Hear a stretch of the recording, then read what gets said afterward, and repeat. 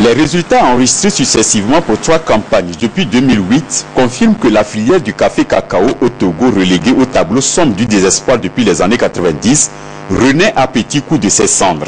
Encore en 2008, la production de cacao est descendue autour de 5000 tonnes. Avec la mise en place des moyens adéquats, depuis 2009, chaque année, il y a un accroissement au niveau de la production, si bien que en 2011, nous nous trouvions pratiquement avec 12 000 tonnes de cacao et 14 000 tonnes de café. Nous ne comptons pas nous arrêter là.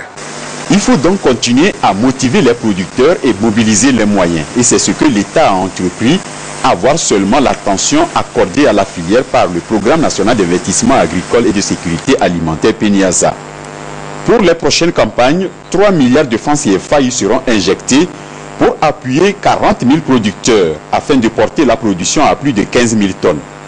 L'objectif visé d'ici 2015 est d'atteindre les pics d'antan de 30 000 tonnes de cacao et 26 000 tonnes de café par an. L'État a créé aujourd'hui une unité technique café-cacao pour la vulgarisation. Nous avons aussi des financements qui sont mobilisés aujourd'hui pour permettre aux paysans de bénéficier d'un appui suffisant. Et c'est une motivation quand même conséquente pour justifier de l'augmentation de la production cacaoyère aujourd'hui.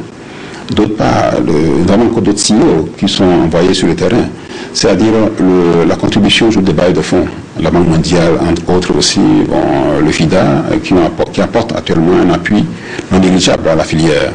Outre l'appui des partenaires et le renforcement des capacités des paysans, l'État a aussi attaqué le mal à la racine. Moult stratégies ont donc été mises en place pour l'éradication du silent shoot, la maladie du cacao, et pour le café, la promotion du café gourmet, aujourd'hui très prisé sur le marché international. Alors notre premier problème porte sur la lutte contre une maladie, le silent shoot. Et depuis bientôt 15 ans, nous avons travaillé sur la maladie et nous avons un champ semencier.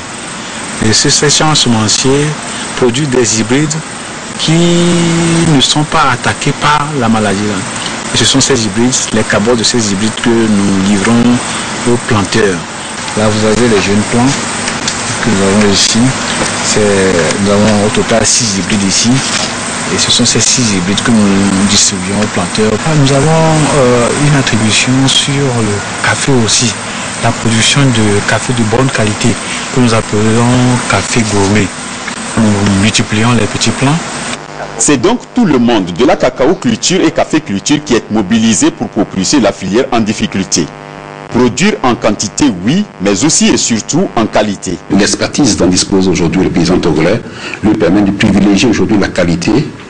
La qualité est aussi les conditions de production de ce produit. Puisque vous savez, aujourd'hui on parle des produits bio, des produits contamination zéro. Donc le Togo aujourd'hui réunit progressivement toutes ces conditions. Et c'est ça qui fait que nous avons la possibilité de mieux vendre ce que nous produisons. La filière revient certes de très loin, mais grâce au dynamisme insufflé pour sa relance, c'est avec grand espoir que le paysan du Grand Cloteau, principale zone de production, a repris sa machette pour ce champ qui a longtemps fait son bonheur et celui de l'économie nationale.